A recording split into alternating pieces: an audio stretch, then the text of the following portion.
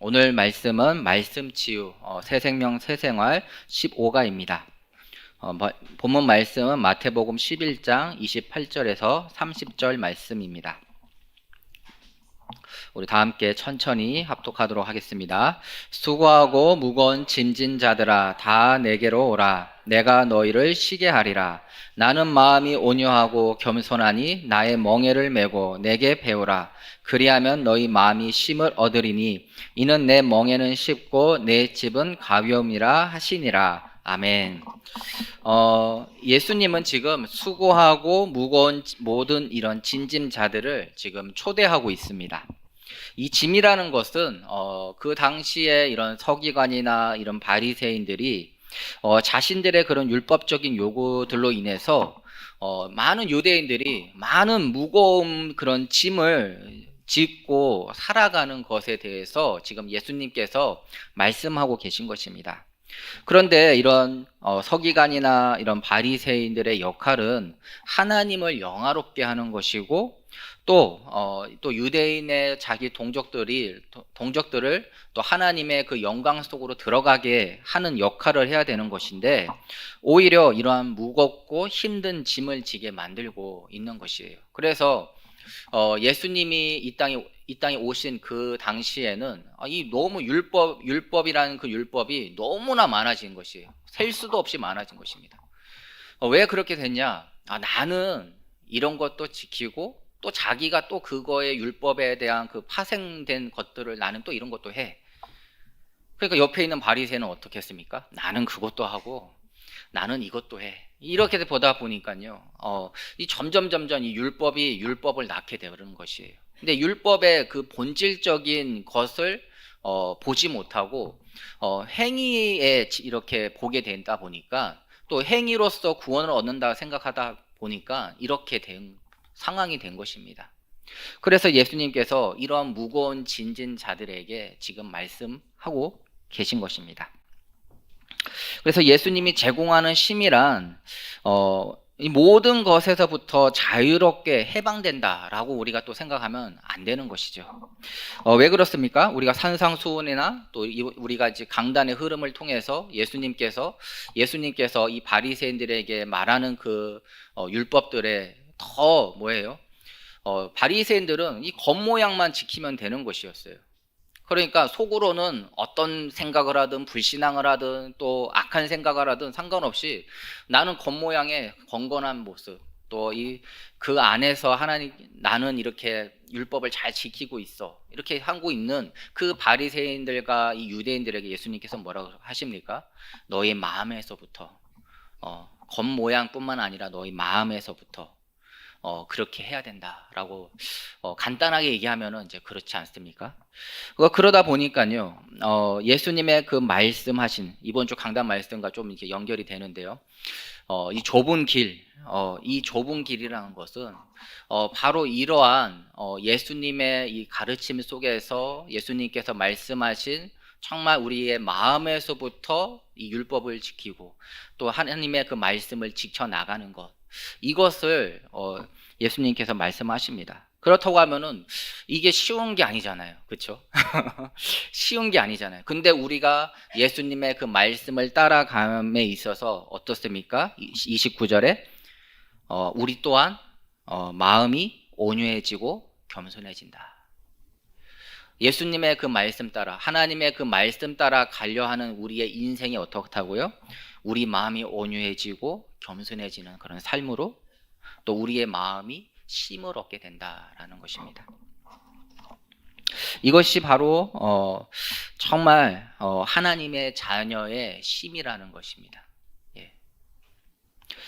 그리고 이것은요 멀리 미래에 이런 게 나한테 응답이 올 거다라는 것이 아니라 바로 지금 현재 이곳에서 우리가 그리스도인으로 또 작은 예수로 인도받는 것은 이러한 거룩함에 우리가 참여하는 것입니다. 하나님의 거룩함에.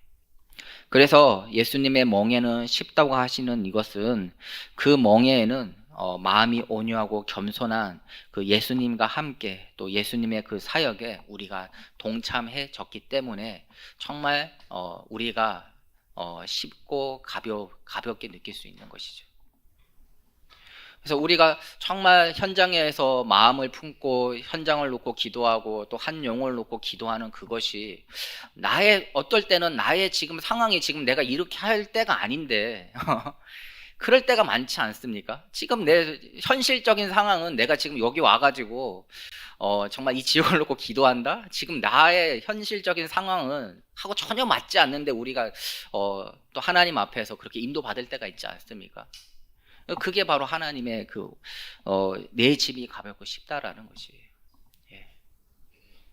나의 상황과 전혀 상관없이 내가 하나님의 계획대로 하나님의 그 언약에 내가 쓰임받고 또 인도받는데 또 그 안에서는 뭐예요? 내 마음의 온유함과 겸손함과 또 내 마음의 그 현장에서 내가 그렇게 하나님의 말씀 따라 인도받는데 내 마음은 쉼을 얻고 있는 그 은혜를 우리가 누려야 될 줄 믿습니다. 그래서 우리는 하나님의 이 한쪽 면만 보면 안 됩니다. 어떤 분은 무서운 하나님을 보는 사람이 있어요.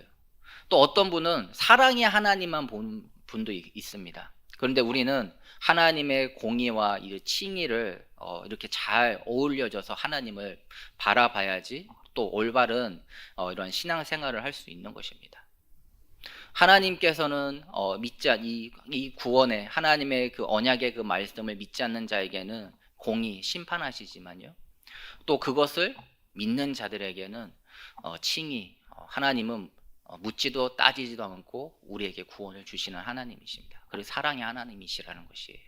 그래서 우리의 신앙생활에 있어서 늘 이 부분, 이 공의와 칭의라는 이 부분을 늘 이 밸런스 있게 여러분들 잘 붙잡고 인도받으시기 바랍니다.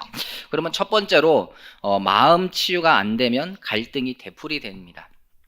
어떤 것들이 있습니까? 지난날의 상처, 또 가정의 배경, 또 실패한 경험, 또 자라난 환경, 이런 것들로 인해서 이런 부분들이 평소 때는 괜찮지만 또 어느 부분에 이런 부분이 나한테 딱 걸리게 됐을 때 나도 모르게 하나님이 주신 그 말씀, 그 믿음, 또 그 구원의 감사보다는 지난날에 나의 상처나 배경이나 경험이나 이러한 자라나면서 이런 받았던 상처들이 또 나를 이렇게 지배할 때가 있습니다.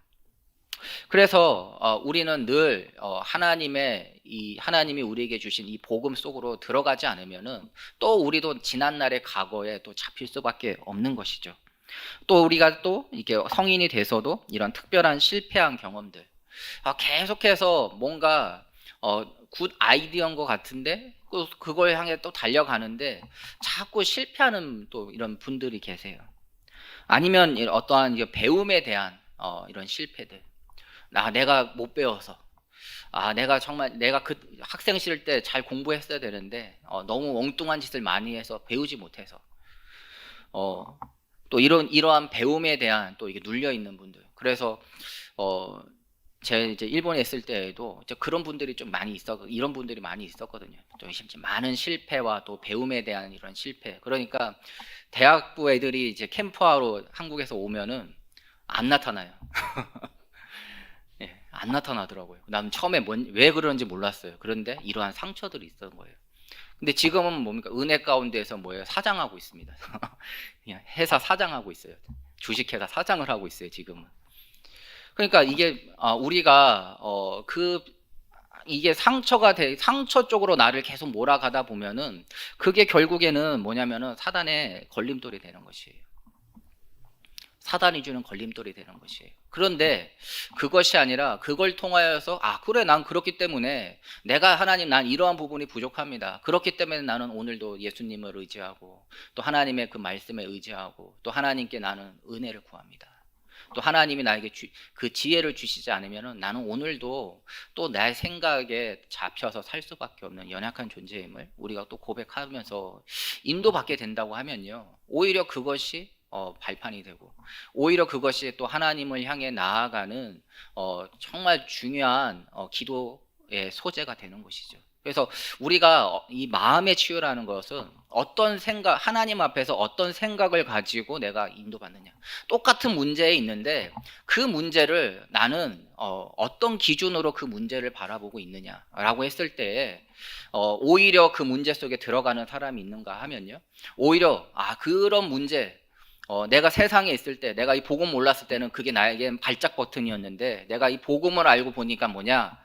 그 발작 버튼이 뭐냐? 기도의 사인이다. 하나님께 기도해야 될 기도의 사인이다. 우리가 신앙생활을 하는 데 있어서요, 그게 참 중요한 부분인 것이에요. 세상 사람들은 발작 버튼이라 한다니까요, 요즘에는. 자기의 그 어떤 부분을 딱 건들면, 난 이거 발작 버튼이야. 그러니까 막 건들지 마. 딱 이게 나와요. 그런데 신앙인, 이 복음을 가진 자는 뭡니까? 기도의 사인이다. 이거보다 어떻게 더 강력한 기도의 사인이 있겠습니까? 그렇죠? 나의 온몸을 다 지배해버리는 이 감정을 내가 기도의 사인으로 바꾸지 않으면은 또 우리는 속을 수밖에 없는 것입니다. 또 이러한 열등감들이 있죠. 그래서 이러한 것들을 뭐예요? 두 번째로 복음의 눈으로 보면은 큰 문이 된다라는 것입니다. 이것이 바로 응답의 문인 것이에요. 또 이것이 전도의 문이 됩니다. 또 이것이 어떤 사람에게는 이 나의 사역의 방향의 문이 되기도 합니다. 그래서 이러한 부분들이 더 이상 우리 성도님들에게는 발작 버튼이 아니라 하나님께서 나에게 기도하라고 하는 사인의 버튼이다. 정말 그러면서 현장에서 기도해 보시기 바랍니다. 그럼 내 안에 불신앙이 아닌 이런 믿음의 고백으로, 또 그것이 더 이상 문제의 문이 아닌 응답의 문으로, 그렇죠? 그것이 이제는 인간관계 다 깨지고 모든 것이 다 깨지는 문제가 아니라 뭐예요? 전도의 문이 되는 것이에요. 더 나아가서 하나님께서 나에게 주신 사역의 문이 되는 기도 합니다. 그래서 정말 이 마음의 치유라는 것은 내가 어떻게 이 구원을 받았냐. 그래서 하나님의 이 공의와 칭의 가운데서 내가 구원받았다. 정말 이 한 끗 차이거든요. 내가 그 순간 내가 예수를 나의 구주로 영접하는 그 순간이 정말 한 끗 차이예요. 내가 그 순간 믿지 않으면 하나님의 공의가 발달되는 하나님의 심판이, 그런데 내가 그 순간 내가 영접하는 그 순간 뭐예요? 하나님의 그 칭의, 하나님의 그 사랑이 시작되는 그 순간인 것입니다. 그래서 우리가 현장을 놓고 정말 기도해야 되는 거예요. 그 한 사람을 놓고 정말 기도해야 되는 것이고요. 또 여러분들의 그 가정 속에 혹 믿지 않는 가정에 그런 식구가 있다고 하면은 정말 기도해야 되는 것이에요. 하나님의 공의와 이 칭의가 나의 가정에, 또 나의 지역에, 또 내가 기도하는 그곳에 임하게 해달라고. 그래서 우리는 하나님을 두렵기도 하면서 하나님을 또 사랑하기도 할 수 있는 것입니다. 그래서 좀 이해가 안 되는 분도 혹시 계실 수 있겠지만 아버지의 그 포지션이 좀 그렇지 않습니까? 그렇죠? 어떨 때는 무섭기도 하지만 어떨 때는 나를 사랑하는 아버지. 이것이 꼭 다 공감될 수 있는 말은 아니지만요. 대부분의 사람들이 좀 그렇게 생각하지 않나, 저는 그렇게 생각이 들거든요. 그래서 무섭지만 사랑스러운, 사랑하는, 나를 사랑하고 있다라는 걸 내가 알고 있는 그 아버지와 같은 하나님. 그래서 이 부분을 참 누려보시기 바랍니다. 그래서 계속 말씀드리지만 발작 버튼이 아니라 기도의 버튼이다. 그 은혜를 누리시기 바랍니다. 이것이 깨닫지 못하면 세 번째로 이게 이제 사단의 통로가 된다라는 것이에요. 베드로전서 5장 7절에서 8절에 너희 염려를 다 주께 맡기라. 이는 그가 너희를 돌보심이라. 근신하라 깨어라. 너희 대적 마귀가 우는 사자같이 두루다니며 삼킬자를 찾느니. 그래서 올바른 겸손이라는 건 무엇이냐? 염려를 다 주께 맡김으로 우리가 이게 성취되는 것입니다. 이게 무슨 말이냐면요, 주님이 우리를 돌보시기 때문에 그렇습니다. 그래서 이것을 깨닫지 못하면은 대적마귀가 우는 사자같이 삼킬 자를 찾는다고 했습니다. 그래서 염려는 우리의 것이 아니라는 것이에요. 그리고 주님께서 우리를 돌보시기 때문에 하나님의 백성, 하나님의 자녀는 염려할 필요가 없다라는 것이에요. 그래서 계속해서 반복하지만 염려의 버튼이 눌러지면 뭐라고요? 기도하시기 아니라 제가 이번 주에 혀를 깨물었어요. 그래가지고 발음이 좀 셉니다. 그래서 좀 참고하시고 이게 들어주시기 바랍니다. 그리고 빌립보서 4장 6절에서 7절에 아무것도 염려하지 말고 다만 모든 일에 기도와 간구로 너희 구할 것을 감사함으로 하나님께 아뢰라. 그리하면 모든 지각에 뛰어난 하나님의 평강이 그리스도 예수 안에서 너희 마음과 생각을 지키신다 했습니다. 사람은 염려하지 말라고 할 때 사람들은 어떤 위로로 우리를 합니까? 바로 괜찮아 잘 될 거야. 이것도 그냥 어떻게 잘 될 거야. 이게 인간의 위로고, 우리가 사람의 염려할 때 우리가 최대한으로 할 수 있는 위로지 않습니까? 그러나 예수님은 정반대의 말씀을 하십니다. 네가 할 수 없으니 네가 염려할 일이 아니다 라고 얘기합니다. 참 이 부분이 참 중요한 부분 같아요. 내가 염려한다고 그 문제가 해결될 문제가 아니기 때문에 예수님께서 뭐야? 그건 너의 염려할 문제가 아니라는 것이에요. 그렇기 때문에 뭐예요? 우리는 철저히 하나님께 의존을 해야 된다라는 것이죠. 그래서 빌립보서 4장의 이 6절 7절의 말씀에도 바울 또한 뭐라고 합니까? 염려하지 말고 하나님께 아뢰라. 왜요? 그것은 내가 염려할 일이 아니라 하나님께 우리가 의존해야 될 문제이기 때문에 그렇습니다. 그래서 우리는 염려하지 말고 우리의 필요를 아시는 하나님께 기도하시기 바랍니다. 그러면서 에베소서 4장 20절에서 27절, 그 중에 26과 27절을 보면은 분을 내어도 죄를 짓지 말며 해가 지도록 분을 품지 말고 마귀에게 틈을 주지 말라 했습니다. 이러한 부분들이 우리 안에 하나하나 조금씩 이 불신앙들이 한 개 가지고 우리가 막 터지진 않아요. 그런데 조금씩 이런 문제 저런 문제, 또 이런 인간관계 저런 인간관계, 이런 사건 저런 사건, 이렇게 하나하나 쌓이다 보면은 내 안에서 이게 어느 순간 확 터지게 되죠. 그런데 그것 또한 뭐라고요?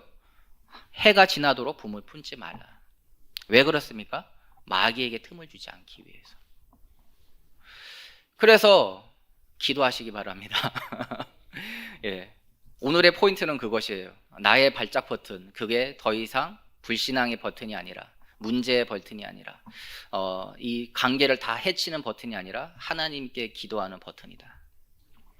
왜요? 마귀에게 틈을 주지 않고 오히려 그걸 통하여서 응답의 문, 전도의 문, 나의 사역의 문으로 인도받기 위해 그 은혜를 누리시기 바랍니다. 고린도후서 4장 4절에서 5절에도 그 중에 이 세상의 신이 믿지 아니하는 자들의 마음을 혼미케 하여 그리스도의 영광의 복음의 강체가 비치지 못하게 함이니 그리스도는 하나님의 형상이니라. 우리는 우리를 전파하는 것이 아니라 오직 그리스도 예수의 주 되신 것과 또 예수를 위하여 우리가 너희의 종 된 것을 전파함이라 했습니다. 복음 안에서 그리스도의 주 되심이 선포되고 또 우리는 그 복음 운동에 부름을 받았습니다.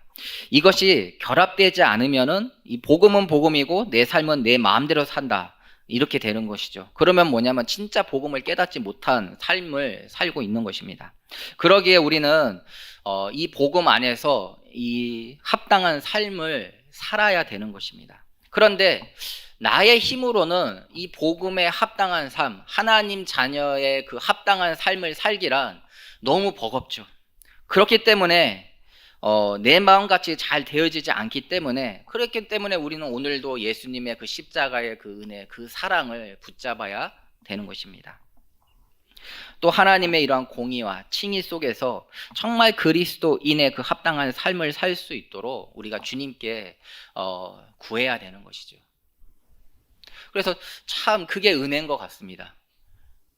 너 이렇게 해라가 아니라 그걸 통하여서 오히려 더 하나님을 바라보는 삶, 그걸 통하여서 정말 그 예수님의 그 십자가의 사랑을 우리가 다시 한번 바라볼 수 있는 그 삶,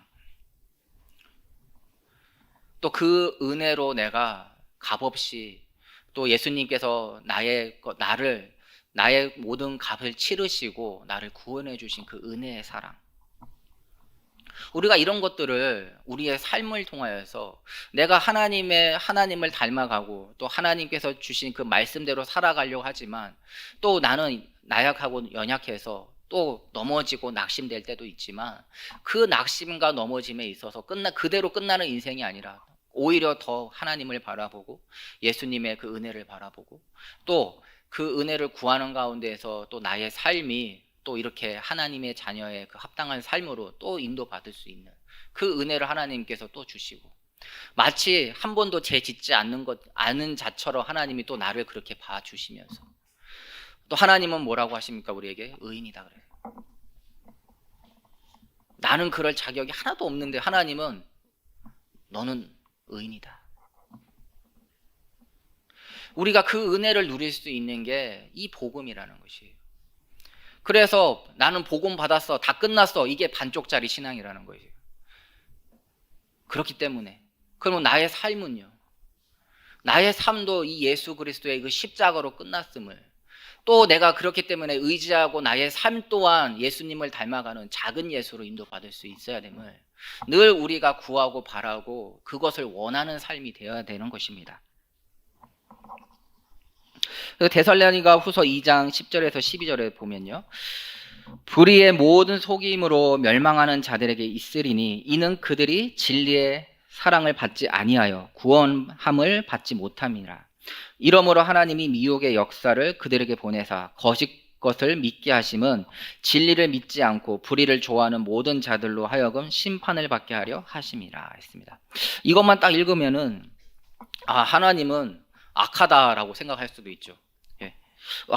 우리를 은혜 주셔가지고 구원받게 해주셔야지 어떻게 거짓 것을 믿게 해가지고 진리를 믿지 않고 불의를 좋아하게 만들면서 심판을 받게 하실까라고 생각할 수도 있습니다. 하지만 이것은 오히려 이 복음을 믿지 않았을 때, 하나님을 바라보지 않았을 때에 이렇게 되는 됨을 알려주고 계시는 것이에요. 또 하나는 내가 이러한 삶이 아닌 이 복음을 받고 이렇게 작은 예수로 예수님을 따라가는, 하나님의 말씀을 따라가는 인생으로 나를 불러주셨음에 정말 우리가 감사해야 되는 것입니다. 그 은혜를 우리가 놓치면은 안 되는 것이에요. 그리고 세상에 많은 사람들이 우리가 이 복음을 전하고 또 우리의 삶을 통하여서 하나님의 영광을 나타내는 삶으로 우리가 인도받으면서 이 복음을 전하는데, 그럼에도 불구하고 이 복음을 받지 못하는 자들이 있습니다. 또 이 복음을 거부하는 사람들도 있어요. 그러면 우리가 그런 사람들 놓고 어떻게 해야 됩니까? 그래, 너는 믿지 마. 끝.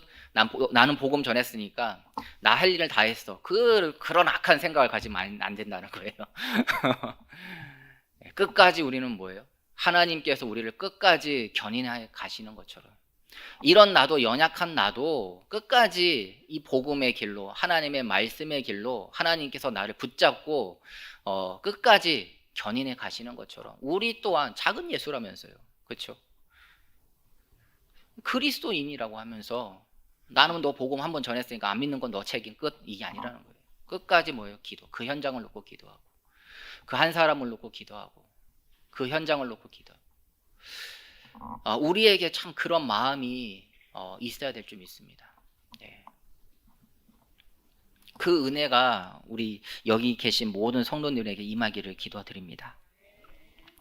그러면서 네 번째로 감사와 이 전신갑주라고 했습니다. 마태복음 11장 28절 30절 말씀, 제가 서론 부분에서 쭉 이 말씀에 대한 내용들을 잠깐 말씀드렸는데요.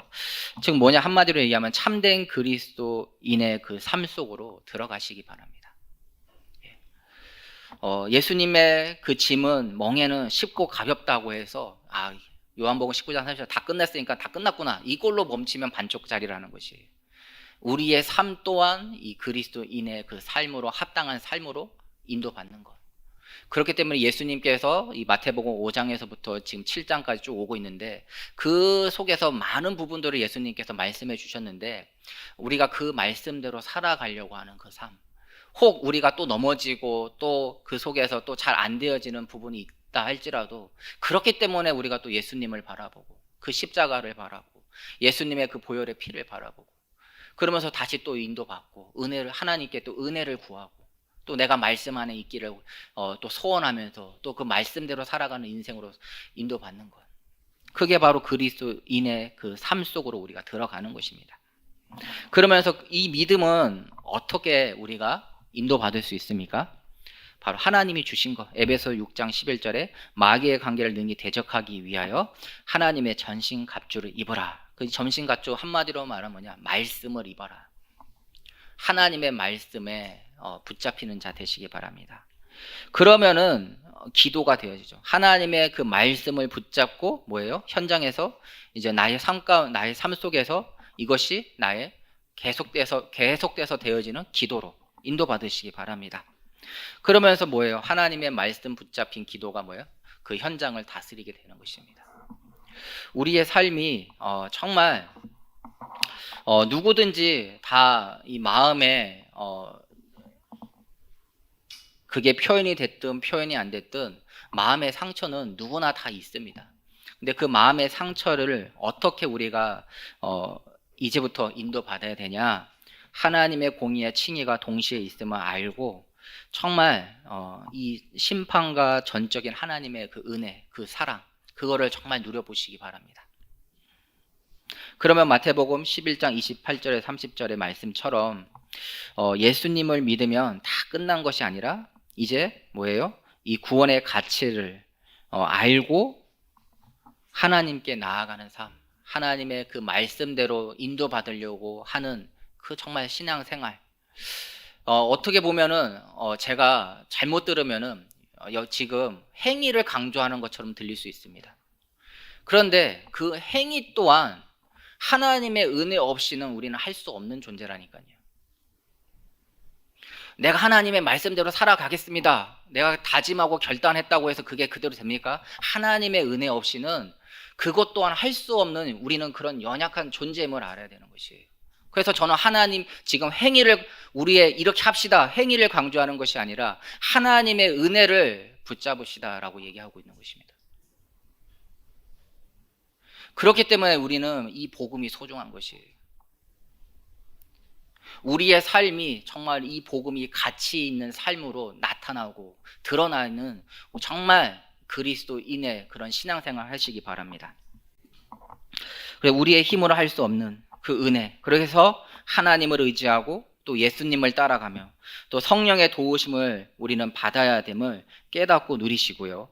또 우리 마음에 있는 무거운 짐을 하나님이 주시는 그 은혜로 치유되시기 바랍니다. 그리고 그 치유의 증인으로, 이 복음 치유의 증인으로 현장을 살리는 전도자의 삶으로 인도받기를 축원드립니다.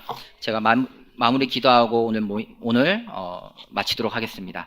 하나님 감사합니다. 예수 그리스도와 연합된 은혜로 우리의 무거운 짐을 버리고 하나님의 멍에로 마음의 온유와 겸손한 그리스도인의 이 작은 예수로 우리를 인도해 주심에 감사드립니다. 복음으로 우리 안에 있는 마음의 무거운 짐이 치유되게 하시고 이제는 복음의 증인으로 현장에서 전도자의 삶으로 우리를 인도하여 주시옵소서. 예수 그리스도 이름으로 기도합니다. 아멘.